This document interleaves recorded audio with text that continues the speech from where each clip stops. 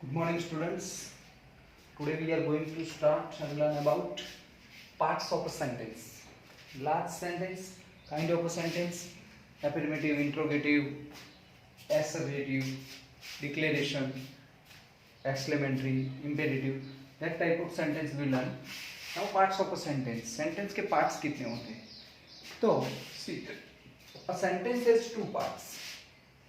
How many parts? Two parts. Two parts are there. Now we think about it. One is subject, second is predicate. Sentence के दो part होते हैं. First subject, second predicate. अब उसके बारे में detail में जानते हैं. सब्जेक्ट क्या है?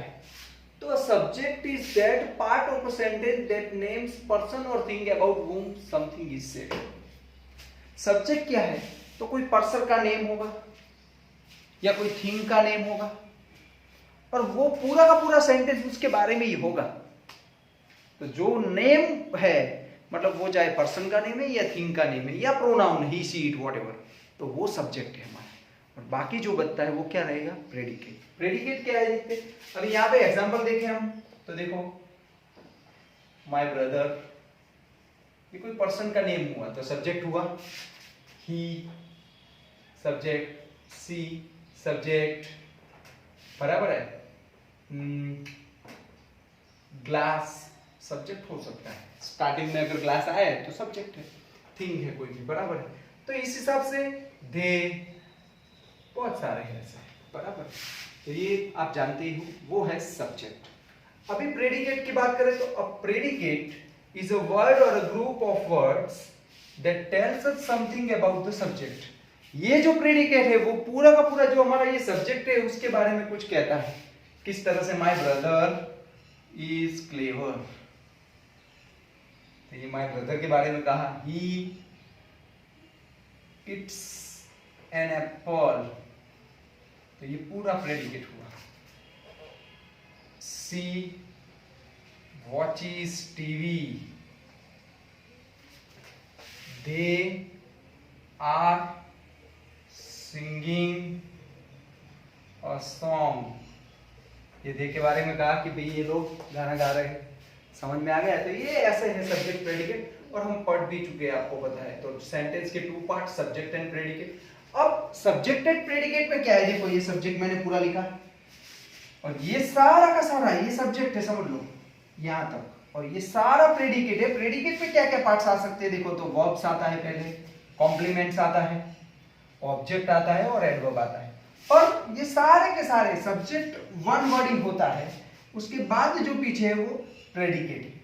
ठीक है, इसमें ज्यादा भी हो सकता है, मोर देन वन वर्ड, पर minimum one words for that subject and predicate.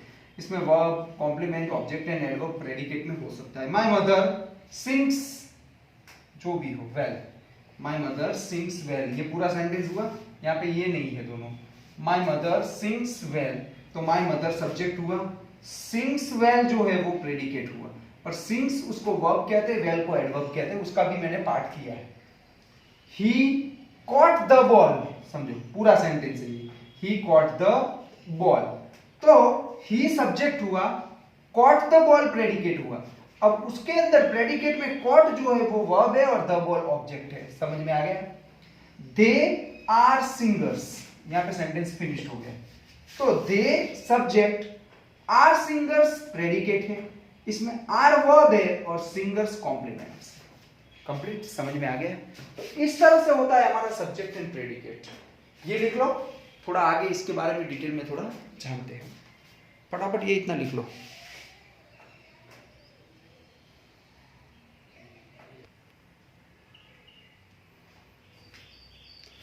अब आगे देखते हैं. देखो तो the subject is usually placed before the predicate. Subject हमेशा प्रेडिकेट के आगे ही आता है.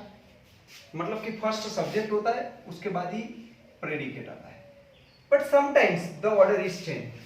बट कभी कभार क्या होता है? प्रेडिकेट पहले आता है, सब्जेक्ट बाद में आता है. The subject remain the same in spite of change its position. Position change हो सकती है बट सब्जेक्ट चेंज नहीं हो सकता. समझो कैसे देखते हैं.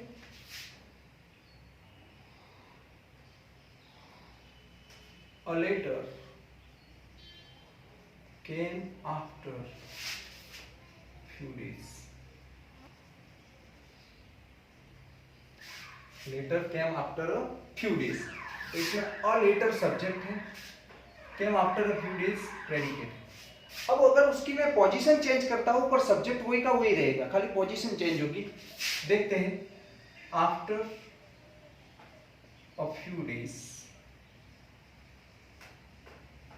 came or later. समझो, आफ्टर अ फ्यू डेज केम, तो ये सारा केम तक प्रेडिकेट है और ये अ लेटर सब्जेक्ट है. मैंने खाली पोजीशन चेंज की, सब्जेक्ट वही का वही रहा. समझ में आ गया? ये है. कभी कभार हो सकता है, रेगुलरली सब्जेक्ट पहले ही होता है, बाद में प्रेडिकेट आता है, पर कोई 10 सेंटेंस में से एक आध सेंटेंस ऐसा कॉम्प्लिकेटेड हो सकता है, तो वो ध्यान में रखना. Next, in imperative sentences the subject is always you, it is not mentioned but imperative sentence. Imperative sentence में कुछ मेंशन नहीं किया होता पर सब्जेक्ट हमेशा यू ही होता है. देखो, स्टैंड अप. तो अब यहां पर कुछ नहीं किया, ये स्टैंड अप पूरा का पूरा प्रेडिकेट है और यहां सब्जेक्ट हुआ यू. भले दिया नहीं है पर स्टैंड अप आपको ही मैंने कहा, तो यू इंपेरेटिव में होता है. गो देयर, पूरा का पूरा प्रेडिकेट. इसका सब्जेक्ट क्या हुआ? यू. समझ में आ गया?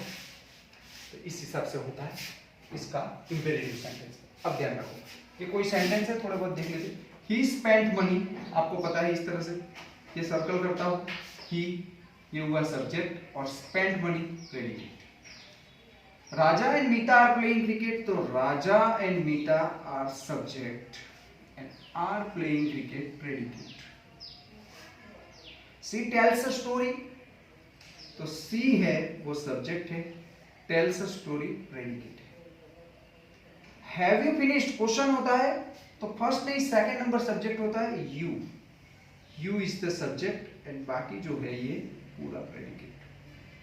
समझ में आ गया? The dog is barking, the dog subject, is barking predicate. तो ये था हमारे parts of sentence, 2 parts. Completely अच्छी तरह लिख लो और मैं सेंटेंस भी आपको भेजता हूँ, वो भी एक्सरसाइज करती हूँ. ठीक है? तो ये 2 parts, subject and predicate. If any doubt then contact me. Thank you.